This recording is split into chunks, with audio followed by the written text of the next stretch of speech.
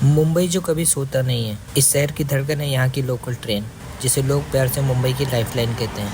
लेकिन क्या आप जानते हैं इस लाइफलाइन का सफ़र कब, कैसे और कहाँ शुरू हुआ था? ये सिर्फ एक ट्रांसपोर्ट सिस्टम नहीं बल्कि एक कल्चर है, जहाँ हर कंपार्टमेंट एक कहानी और हर स्टेशन एक नया मोड़ है। तो चलिए इस सफ़र पर निकलते हैं, जहाँ हर स्टेशन पर रुकते हुए हम ये जानेंगे कि मुंबई लोकल की कहानी क्या है, उसका इतिहास और उसके पीछे लाखों लोगों की छुपी मेहनत।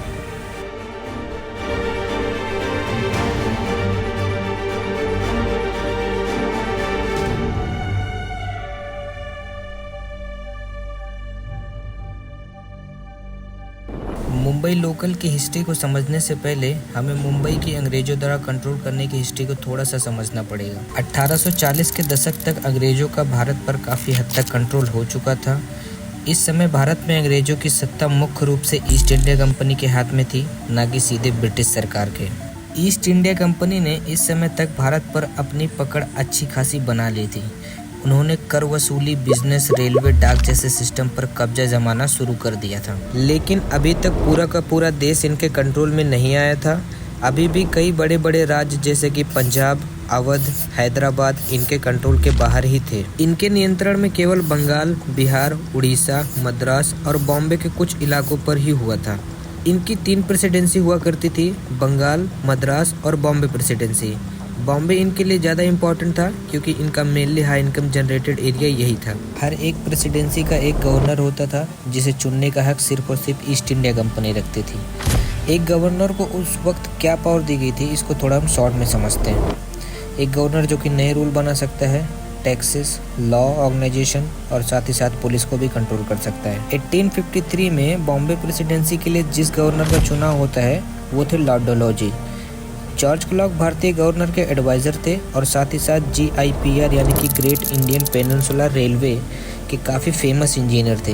एक तरह से देखा जाए तो मुंबई की लोकल ट्रेन चलवाने में इनका काफ़ी बड़ा योगदान था। होता कुछ यूँ है कि 1853 के दौरान जॉर्ज क्लॉक भिवंडी से कहीं जाने के लिए ट्रेवल कर रहे थे और इसी दौरान इनको ख्याल आता है कि अगर एक रेलवे लाइन मुंबई के बंदरगाह से देश के अंदर के इलाकों तक बनाई जाए तो बिजनेस और एडमिनिस्ट्रेशन को काफ़ी ज़बरदस्त फ़ायदा होगा। अपने इस आइडिया के बारे में जब उन्होंने लॉर्ड डलहौजी को बताया तो वे इससे काफ़ी इम्प्रेस होते हैं और इस प्रोसेस को आगे बढ़ाते हुए ईस्ट इंडिया कंपनी से इस प्रोजेक्ट के बारे में मंजूरी ले लेते हैं। परमिशन मिलते ही GIPR कंपनी बनाई जाती है, जिसे लीड करते हैं सर जॉर्ज क्लॉक। प्रॉब्लम ये थी कि आखिर ट्रेन कहाँ से कहाँ तक चलाई जाए। इन दिनों मुंबई कपड़ों के बिजनेस के लिए काफ़ी तेज़ी से उभर रहा था और ब्रिटिशर्स कपड़ों को इंडिया में जिस पोर्ट से इंपोर्ट करते थे वो थे बॉम्बे हार्बर और अपोलो बंदर। मेनली ये जिस पोर्ट का इस्तेमाल ज़्यादा करते थे वो था बॉम्बे हार्बर। रीज़न काफ़ी गहरी और बड़ी खाई होने की वजह से यहाँ पे बड़ी बड़ी शिप्स का आना जाना आसानी से पॉसिबल था। उन दिनों बंदरगाह से जो मार्केट सबसे ज़्यादा नज़दीकी था वो था बोरी बंदर, जिसे आज CST के नाम से जाना जाता है। बोरी मराठी भाषा का वर्ड है जिसका मतलब है स्थान या बैठने की जगह और बंदर का मतलब होता है बंदरगाह। तो बोरी बंदर दोनों ही पोर्ट से सबसे नज़दीकी मार्केट था। इस वजह से ट्रेन का पहला पॉइंट बोरी बंदर रखा जाता है और दूसरा पॉइंट होता है थाने। ज़्यादा दूरी ना होने की वजह से थाने का चयन होता है। सारी अरेंजमेंट होने के बाद 1 अगस्त 1849 के दिन GIPR और ईस्ट इंडिया कंपनी के बीच रेल निर्माण का समझौता होता है, जिसमें इंजन और ट्रैक बिछाने का काम शामिल था। GIPR ने वुल्कन फाउंड्री, जो कि एक इंग्लैंड के रेल इंजन बनाने वाली कंपनी थी, उसको 1852 में कुल 8 इंजन बनाने का ऑर्डर दिया, जिसमें GIP1, GIP2, 3, 4, 5, 6, 7 एंड GIP8 शामिल थे। वुल्कन फाउंड्री ने 1852 में भारत को 1X4 टाइप के कुल 8 इंजन भेजे, जिसे 1850 से 1851 के बीच में बनाया गया था। 1X4 टाइप का मतलब ये होता है कि एक ऐसा स्टीम इंजन जो 4 सिलेंडर पे ऑपरेट करता है और इन्हीं में से 3 इंजनों का इस्तेमाल किया गया था मुंबई की लोकल ट्रेन चलाने में, जिनके नाम सिंधु, सुल्तान और साहिब थे। ये सिर्फ मुंबई की नहीं बल्कि भारत की पहली ट्रेन यात्रा थी।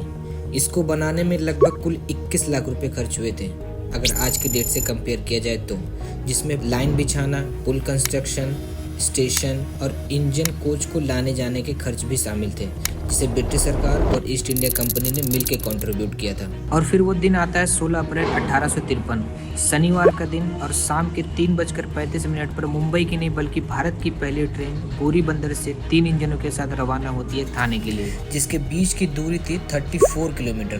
बोरी बंदर से थाने तक पहुंचने में ट्रेन को लगभग 57 मिनट लग जाता है। अगर टिकट प्राइस की बात करें तो भारत की पहली ट्रेन जब चली तब के टिकट की कीमत आज के मुकाबले काफ़ी अलग थी। जैसे कि फर्स्ट क्लास 3 रुपये, सेकंड क्लास 2 रुपये और थर्ड क्लास 1 रुपये, जिन्हें आज के मुकाबले अगर कंपेयर किया जाए तो इन्फ्लेशन और इकोनॉमी में काफ़ी उतार चढ़ाव होने की वजह से कुछ इस तरह का रेट सामने निकल के आता है। अगले ही साल यानी कि 1854 में इस लाइन को थाने से कल्याण तक बनाया गया और उसके ही अगले साल यानी कि 1855 में कल्याण से नॉर्थ की तरफ वाशिंग और साउथ की तरफ परसदरी तक एक्सटेंड कर दिया गया, जिसे कल्याण पहला जंक्शन बन गया। 1878 आते आते दादर, घाटकोपर, दीवा जैसे स्टेशन रनिंग में तो आ चुके थे, लेकिन 1878 ही वह साल था जब विक्टोरिया टर्मिनस का कंस्ट्रक्शन शुरू हुआ। विक्टोरिया टर्मिनस को बनाने के लिए लगभग 16,40,000 रुपये खर्च किए गए। वैसे तो विक्टोरिया टर्मिनस में सिर्फ और सिर्फ 6 प्लेटफॉर्म हुआ करते थे, लेकिन 1918 में सीएसटी और कल्याण तक चलने वाली ट्रेन की लाइनों को बढ़ाकर 4 कर दिया गया और फिर 3 फरवरी 1925 में भारत की पहली इलेक्ट्रिक ट्रेन सीएसटी से कुर्ला तक चलाई गई, जिसके बीच की दूरी 16 किलोमीटर होती है। वहीं दूसरी तरफ वेस्टर्न लाइन पे कोलाबा से बोरीवली तक पहली ट्रेन 1928 में शुरू हुई और 1961 आते आते इनके कोचों की संख्या को बढ़ाकर 9 कर दिया गया। आज हम जिन लोकल ट्रेन में बैठ के सफर करते हैं यानी 12 कोचेस की ट्रेनों को 1986 में शुरू किया गया। 2017 में पहली AC local train central line पे चालू की गई। आज फिलहाल लगभग 75 लाख लोगों को ये ट्रेन उनकी मंजिल तक पहुंचाने में काफी बड़ा योगदान रखती हैं। इन दिनों मुंबई लोकल का कुल नेटवर्क लगभग 465 किलोमीटर से ज्यादा के एरिया में फैला हुआ है, जिसमें लगभग 2342 ट्रेनें चलाई जाती हैं। प्रेजेंट में इनकी लाइन को 4 लाइन में डिवाइड किया गया है: सेंट्रल, वेस्टर्न, हार्बर और trans harbour line. Mumbai local network के अंडर आज फिलहाल लगभग कुल 150 स्टेशन आते हैं। इनका नेटवर्क इतना बड़ा होने के कारण आज हमें लोकल में ट्रैवल करने के लिए ज्यादा परेशानियों का सामना नहीं करना पड़ता। मुंबई लोकल सिर्फ एक रेल नहीं बल्कि एक धड़कता हुआ सिस्टम है, जिसमें लाखों सपनों, संघर्षों और मंजिलों की आवाजाही होती है।